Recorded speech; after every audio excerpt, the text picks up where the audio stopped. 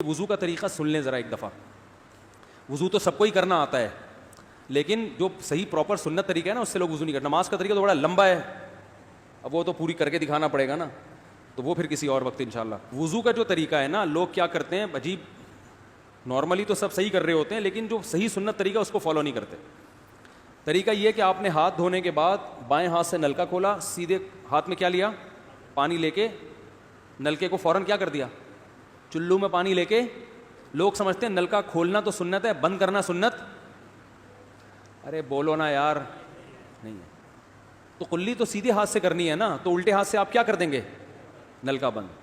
کیونکہ نبی صلی اللہ علیہ وسلم جب لوٹے سے پانی نکالتے تھے تو چلو میں پانی لے کے لوٹے کو سیدھا کر دیتے تھے. یہ نہیں کرتے تھے کہ لوٹے سے لوٹا اسی کیفیت میں اور پانی بہتا چلا جا رہا ہے. تو آپ نے نلکے کو لیفٹ ہاتھ سے کھولا اور چلو میں پانی لیا اور فوراً نلکے کو کیا کر دیا, بہت زور سے بھی بند نہ کریں, اس کا واشر خراب ہو جاتا ہے, بس آرام سے بند کر دیا.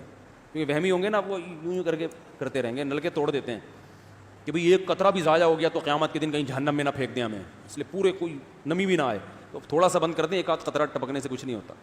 یہ لیا آپ نے, منہ میں کلی کی, مسواک کی, مسواک نہیں ہے تو انگلی سے دانت صاف کیے, غرارہ بھی کیا اگر روزہ نہیں ہے, ٹھیک ہے. پھر نلکا کھولا, پھر بند کیا, پھر کلی, اس طرح. پھر نلکا کھول کے دائیں ہاتھ میں پانی لیا, ناک میں نرم حصے تک پانی پہنچا کے اچھی طرح ناک کو صاف. اور نلکا پہلے وہ ویسے ہی بند ہو چکا ہے, اب ناک کو اچھی طرح صاف کریں سامنے والے کا خیال کر کے. آئی بات سامنے, سامنے تو یہ نہیں ہوتا, وہ ہوتا ہے سامنے, اس کا زیادہ خیال کرنا پڑتا ہے کیونکہ بس زیادہ تفصیل میں نہیں جاتا ہوں. تو چھوٹی انگلی سے اچھی طرح ناک کو صاف کیا, اس کی رطوبتیں نکالی, ٹھیک ہے. پھر نلکا کھولا, دوبارہ پانی لیا, پھر اسی طرح ناک میں بولو بھائی ڈالا, اور نلکا اسی وقت جب چلو میں پانی بھر گیا نلکا اسی وقت کیا کر دیا. اللہ نے 2 ہاتھ اسی لیے دیے ہیں کہ اس سے نلکا بند کیا جائے اور اس سے کیا کیا جائے, کھولا. پھر یوں کیا, پھر 3 دفعہ. 6 چلو پانی خرچ ہوا نا, چلو اس کو کہتے ہیں, 6 چلو پانی خرچ ہو گیا. پھر آپ نے کیا کیا, نلکا کھولا لیفٹ ہاتھ سے. جو اصل طریقہ ہے وہ تو یہ ہے, سیدھے ہاتھ میں پانی لے کے نلکا بند کیا اور سیدھے ہاتھ سے پانی پیشانی پہ ڈال کے دونوں ہاتھوں سے پھیلا لیا. 3 دفعہ اس طرح کیا.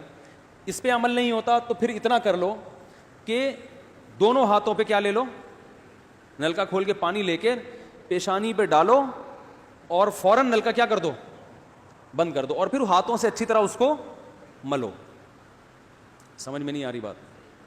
تو یہ عمل کتنی دفعہ کیا, نلکا ہر دفعہ میں بند ہو رہا ہے.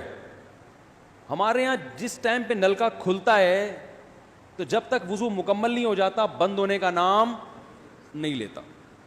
3 دفعہ آپ نے منہ اچھی طرح دھو لیا. داڑھی ہے تو اس میں کیا کر لیا, بڑی داڑھی ہے, میری داڑھی ایسی, میں تو چلو سے پوری داڑھی دھو لیتا ہوں, چھوٹی سی داڑھی ہے, تو داڑھی میں خلال کر لیا آپ نے. اس کے بعد آپ نے بازو کیسے دھونے ہیں, بازو دھونے کا بھی یہ طریقہ ہے. لیفٹ ہاتھ سے چلو میں پانی لیا, جب سیدھے ہاتھ میں پانی آئے گا تو یوں کیا. قرآن میں کیا ہے کہ قمتم الی الصلاۃ فاغسلوا وجوہکم وایدیکم الی المرافق, اپنے ہاتھوں کو کوہنیوں تک دھو. بتایا دھونے کا عمل ہاتھ سے شروع ہوگا, ختم کہاں ہوگا, پانی یوں نہیں بہانا, اس طرح بہانا ہے پانی, یہاں سے یوں جائے. اور اس میں فائدہ یہ ہوتا ہے کہ بالوں کا جو رخ ہے نا نیچے کی طرف ہوتا ہے, جب پانی اپوزٹ سائڈ میں جاتا ہے تو اسکن اچھی طرح گیلی ہو جاتی ہے, سمجھ رہے ہو. تو آپ نے یوں لیا اور ہاتھ سے اچھی طرح ملا. اس کو ملنے پہ زیادہ زور لگانا ہے, ہم پانی پہ زیادہ زور لگا رہے ہوتے ہیں.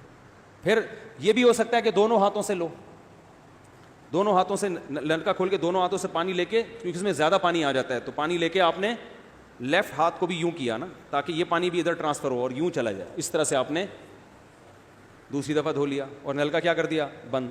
پھر تیسری دفعہ بھی ایسا ہی کیا. یہ جو ہوتا ہے نا یوں یوں یوں کر کے رگڑے لگا رہے ہیں نلکے کے نیچے, ایسے یہ نہیں ہوتا, یہ سنت طریقہ نہیں ہے. نبی جس برتن سے وضو کرتے تھے تو اس طرح چلو میں پانی لے کے اس طرح وضو کیا کرتے تھے, غسل اسی طرح ہو جاتا تھا.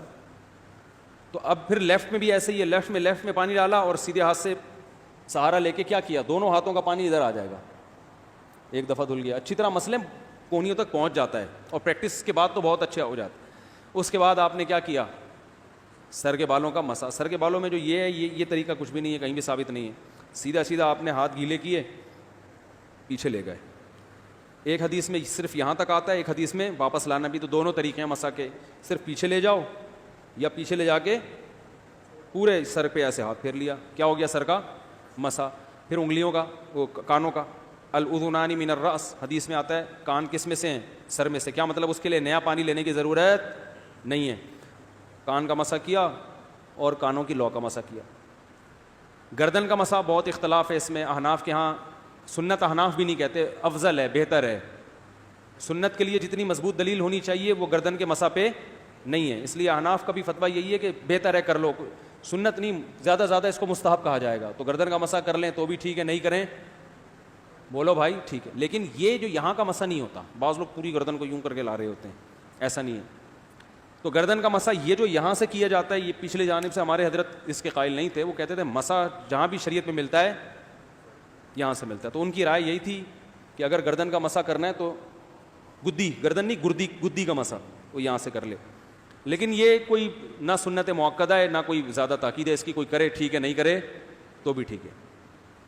تو اس کے بعد اس لیے کہ بہت سے لوگ اس کے قائل نہیں ہیں تو ان سے بحث نہ کریں, ٹھیک ہے نا, بہت سے لوگ نہیں کرتے گردن کا مسح, بہت سے علماء فقہاء اس کے قائل نہیں ہیں. اس کے بعد آپ نے پاؤں دھونا ہے, تو پاؤں میں بھی یہ کہ قرآن نے کیا کہا کہ الل کعبین, انگلیوں سے شروع ہوگا اور ٹخنوں تک پانی جائے گا. تو انگلیاں رکھیں نلکے کے نیچے اور لیفٹ ہاتھ سے اس کو اچھی طرح کیا کریں, دھوئیں اور انگلیوں کا خلال بھی کریں. بہت چند سیکنڈ میں ہو جاتا ہے یہ کام. اور پھر نلکا بند کر دیں, پھر دوسرا پاؤں سیدھے ہاتھ سے نلکا کھولا, سیدھا ہاتھ نلکے پہ رکھیں اور الٹے ہاتھ سے پاؤں دھوتے رہیں, جیسے ہی دھل جائے. تو میرا خیال ہے ایک مگا پانی بمشکل استعمال ہوتا ہے, ایک مگا جو ہوتا ہے نا نہانے والا. لیکن آج اگر جو لوگ وضو کر رہے ہیں نا, ان کا پانی اگر آپ دیکھ لو تو بالٹیوں کی بالٹیاں خرچ کر رہے ہوتے ہیں, اور معذرت کے ساتھ کم بختوں کا وضو پھر بھی نہیں ہوتا, پھر بھی ان کو شک ہوتا ہے کہیں کوئی جگہ خشک نہ رہ گئی ہو.